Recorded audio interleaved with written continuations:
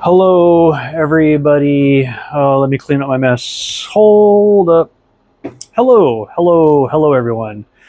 Welcome to another video, I guess. My name is Todd. I am the owner of what used to be Ellensburg Amplifier Repair and Service. Actually, the name I think is still valid. Oh, nope, wait a minute. The name is probably expired as of May, the end of May.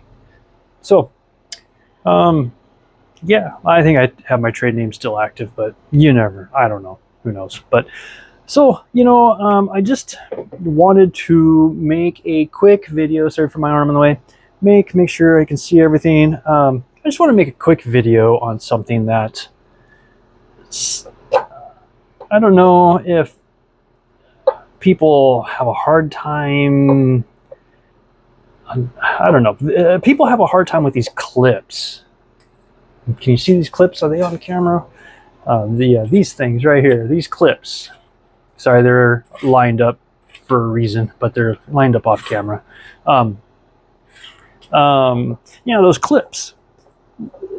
I literally get phone calls on how to deal with these clips.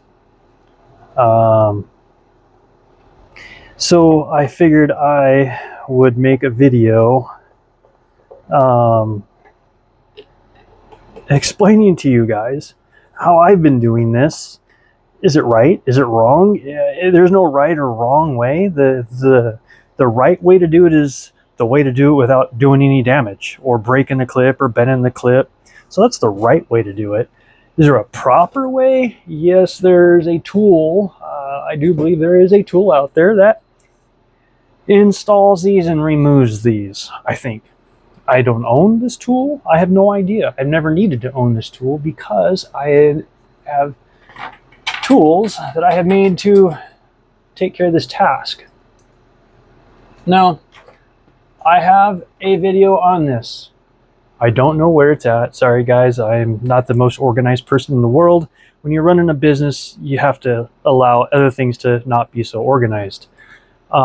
But I don't have playlists set up. So I'm going to put this video out. It'll be right on top for everyone. And then hopefully if someone tags the video or saves the video, at least they'll have the link to it to be able to help others to locate the video for this. These are the tools that I have made. Here, let me get all my tools. Miniature mallet. As it falls. Miniature mallet. Phillips screwdriver, just a standard Phillips screwdriver. I think this is a number 3. Yep, this is a number 3. What is this, a 503? Klein screwdriver. I'm an electrician. Well, now I'm an electrician again. I reinstated my license, but I'm an electrician, so yep, Klein tools. And then I have end wrenches that have been, as you can see, modified. I have several different end wrenches that have been modified in different ways to assist me in removing these clips. This is what I use to take the TO247 transistors off of the gap pad. I'll just take this cut Allen and I will slip it into the hole on the TO247 size transistors and give it a small slight pry on the back, and it'll pop that transistor off of the gap pad. And 9 times out of 10, no damage to the gap pad unless you're a Wolfram or a Xenon. And man, those things, the blue gap pad just tears itself up. So that's what this is for.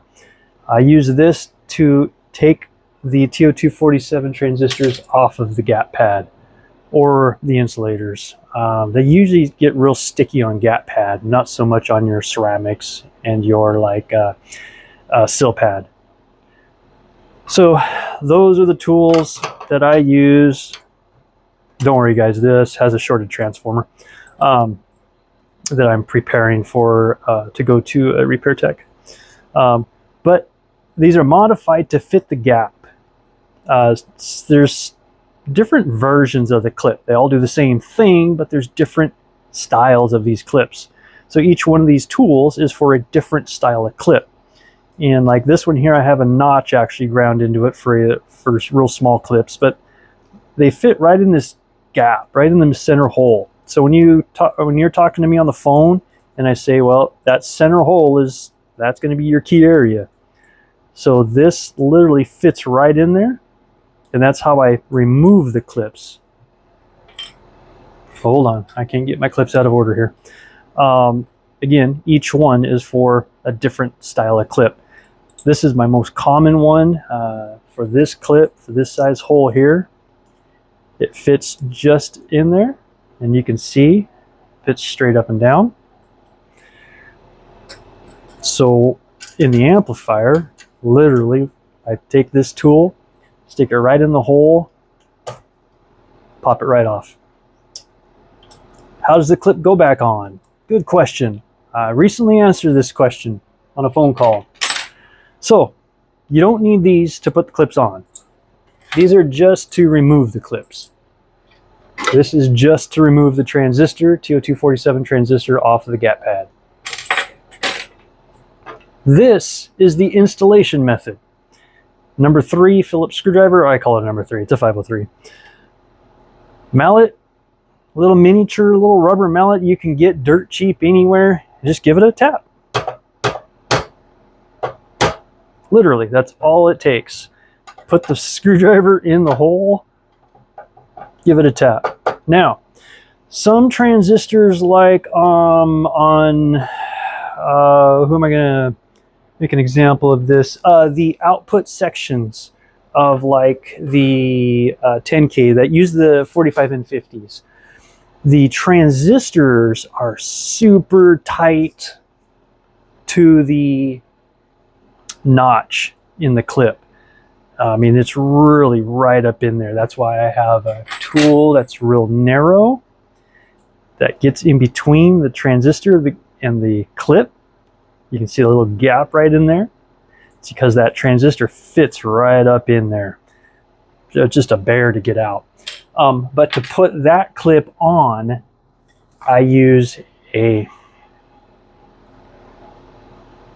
T, what is this? A T something something. This is just a big, I honestly don't know. Common size I use is T10.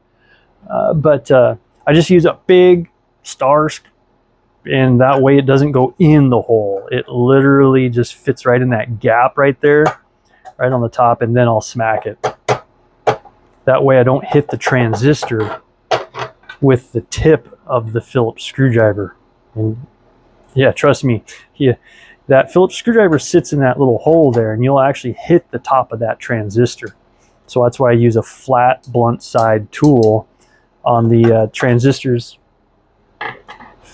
that have like the 45 and 50s. So let me install some of these clips here for you guys. And just to give you an idea of how I do this. It's super, super simple.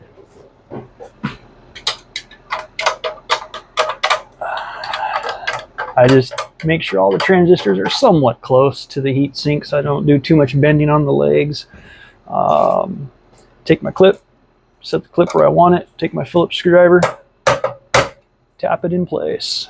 And that's literally all I do. I line it up, Phillips screwdriver, tap it in place.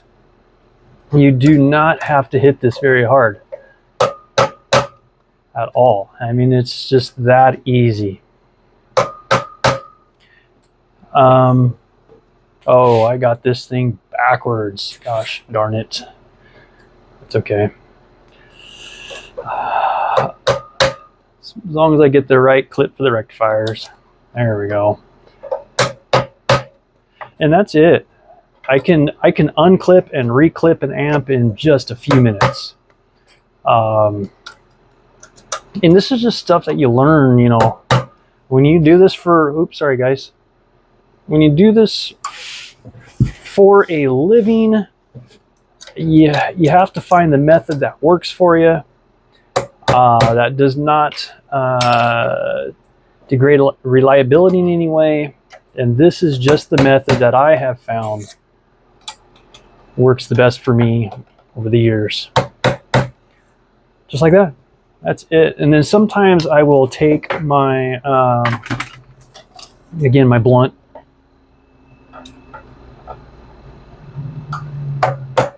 If I find a clip that's not straight, I'll just tap it. Make sure it's well seated. You can tell which ones are not on straight.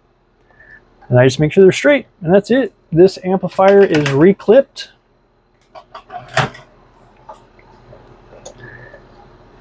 And ready to go. Well, not ready to go. The amplifier's not ready to go. It's a parts amp.